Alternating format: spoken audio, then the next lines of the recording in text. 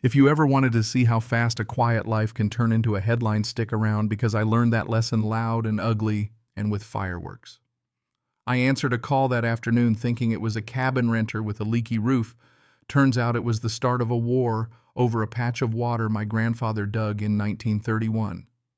I still can't decide which part of that sentence is the saddest, that they tried to steal a lake or that they'd be dumb enough to get caught on a website with their name on it. I was half a mile from the lake swapping out a broken trail sign when my satellite phone buzzed in my vest pocket. Local area code, voice tense. "Mr. Bishop, you own the land out by Diamondback Lake, right?" Lacey said. She and her husband were renting my cabin by Cedar Grove for the weekend. She sounded like somebody trying to stay calm while chaos rained down. "There's a group here. RVS tents, music, bonfires. They said it's an HOA campout, no permits, no permission." I told her I'd be there. 12 minutes later, I crested the ridge, and the first thing that hit me before the smell of grilling meat before the kids screaming was the bass line. It wasn't the kind of sound that belongs on a lake. It was wedding reception, loud beer can heavy, and it carried like it had a permit to shout. I parked, stepped out, and just stared. 40 people, at least tents like colorful, stubborn weeds along the shoreline, grills steaming, sparklers fizzing near soft moss I'd spent years trying to nurse back to life. There in the middle of it all, like she owned the afternoon, sat Karen Stiller, whispered about pearl-eared president of the Whispering Pines HOA, lounging in a zero-gravity chair with a stemless glass of wine. I walked up. My boots crunched glass and beer caps. A Labrador skidded past with half a sandwich in its mouth. Karen smiled the exact smile of someone who thinks rules are suggestions. "Randall, I was wondering when you'd show up," she said, like she'd been waiting for my autograph. "Lovely spot." I told her flat, "You're trespassing." She laughed. "This lake falls in a natural resource zone, public access. Look it up." I pointed at the metal sign 10 feet from her chair posted by me, listing county restrictions: no fires, no overnight camping, no amplified music without permit. "You didn't get one," I said. "This lake is on private land. My grandfather built it." For a second she blinked, then waved a manicured hand. "You can't gatekeep nature. That line. I'll come back to it." She didn't move. I called the sheriff.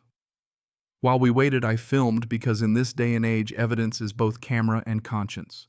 Kids trampling fragile plants, open alcohol containers, fireworks being handed to teenagers. Deputy Morales showed up with a surveyor's map in his hand. He looked at it, then at me, and said the thing nobody expected aloud. "This entire area is owned by Mr. Bishop."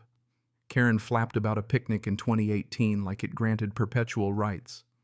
"The officers issued citations, HOA, fine individual fine for the fire code and an order to vacate. They packed up in chaos. Someone dropped a cooler in the lake." Karen leaned out her window as she left and said, "You just made a big mistake." She drove off. I watched the dust settle and felt the first real chill that this was not finished. 2 weeks of quiet passed. I repaired the scabbed soil, smoothed the boot prints from the moss, refunded the renters, and sent an apology with a bottle of local whiskey. Bookings dipped, then came back. People respect boundaries. When you show them, you mean it. And then the envelope slid under my gate, thick paper, golden seal. Whispering Pines HOA versus Randall Bishop filed in district court. They were suing me for $100,000, claiming I'd blocked community access, caused emotional harm, suppressed heritage events. The sheer theatrical language made me laugh and then clench my jaw. I called Hank Caswell, my lawyer, old school, fourth-generation mountain litigator. He read their filing, then went quiet. "They attached a map," he said finally. "A modified property map with a shaded community easement. It's got code numbers and a zoning amendment you've never heard of. If the court accepted that map, my property could be treated as public." Burden of proof was theirs, he said, but they were starting with a narrative, and in this world, narrative is sometimes the first draft of reality. We went to work. My barn turned into a war room. Folding tables, blueprints, deeds. A stack of photos of my grandfather at the dam.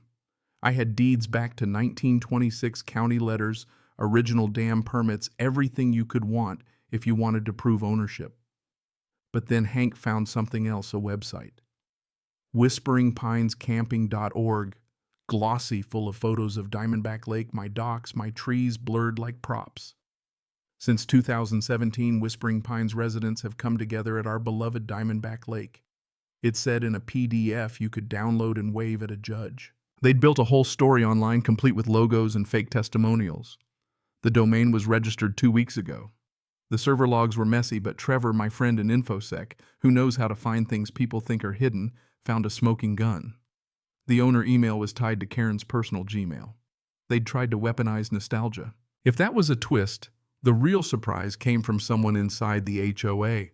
I got a call from Grayson Miller, an elder board member who'd once come out to ask about irrigation lines. He slid a folder across the diner table, a folder full of minutes, budget logs, private emails. Karen had been funneling HOA money into a legal war chest paying PR hiring consultants. One email from her to the PR firm said, "If we control the conversation, we win regardless of the paperwork." That was the smell of corruption, paper trails, invoices labeled community outreach that were anything but.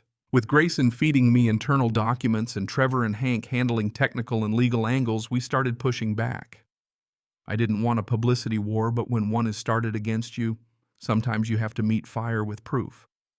I put up sober museum-like signage at the lake entry, private property, trespassing punishable by law. I mounted the 1931 dam permit in a weatherproof display stamped notarized like an exhibit. I didn't yell. I made the truth visible. They escalated. Someone staked a laminated sign near the dock future site of Whispering Pines Environmental Pavilion. Someone left a bag at my mailbox, marshmallows and a note. "Can't wait for next year's campout." I installed motion sensors and infrared trail cams. One night the trail cam showed a hush of figures sneaking near the north boundary holding a drone and a map. The map later revealed was a forgery. Karen's fingerprints literally and figuratively were all over it. I made a move I never imagined I would. I went public, but not with press releases. Grayson connected me with Phil Huxley, a retired reporter who runs a small watchdog blog. Phil came out with cameras and a drone. We walked the shoreline, and I handed him everything: server logs, forged maps, invoices, trail cam footage, Grayson's whistleblower papers. He published an expose, The Lake That Wasn't Theirs. It spread. When the story hit, the HOA started to unravel. Board members resigned. Residents demanded audits. The planning board paused their feasibility study into public benefit zones. Bureaucrats speak for eminent domain. The county didn't want to be tied to this mess. Karen called a special meeting and lost control. Her messages leaked. The lake's image is public property. Now she wrote proof she intended to manufacture consensus. Hank filed our counterclaim: fraud, falsification of public records, misappropriation of HOA funds, intentional infliction of emotional distress. We put Karen's fake website owner email, the doctored map, the budget lines, and the server logs on the table. The forensic examiner tore the fake map apart: a different pixel density, the wrong font, a signature from a clerk who died years earlier. They'd forged the past. The DA opened an investigation. The courtroom became the place where stories meet paper and have to justify themselves. Karen sat alone, folders in hand. Hank methodically dismantled her case. The judge didn't need dramatic flourishes. Facts did the work. The HOA suit was dismissed in full. Our counterclaim stood. The court ordered Karen to pay damages, legal fees, and warned of criminal referral. The judge issued an injunction: Karen and any representative of the HOA must stay 800 feet from the lake. That moment, watching the judge sign, felt strange. It wasn't triumph exactly. It was relief, sure, and a little righteous satisfaction. But mostly it was the quiet that settled after a storm, precise, necessary silence. Later, criminal charges followed. Karen took a deal: fines, a ban from HOA leadership, and eventually foreclosure on a house she'd lost to the scandal. The HOA survived, but shorn of its queen. Grayson agreed to lead reforms if they audited everything and rewrote bylaws. He joked teaching ethics to raccoons and smiled like a man who had his neighborhood back. What did I learn?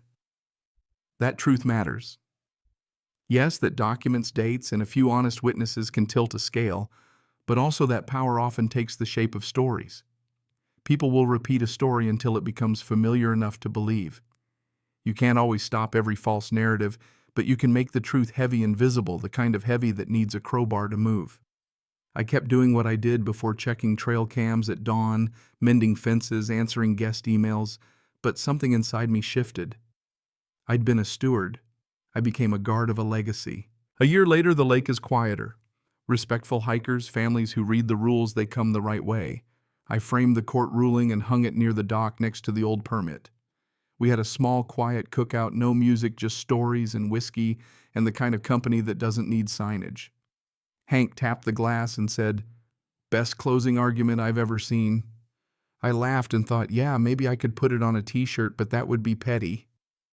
I kept a printed screenshot of their fake website in my workshop reminder that entitlement dressed as community can get very theatrical. So here's the bitter little moral I carry. Not everything belongs to everyone, and that's okay. Some places are private because someone loved them into being, because someone dug a dam in hard earth and watched it hold water for 90 years.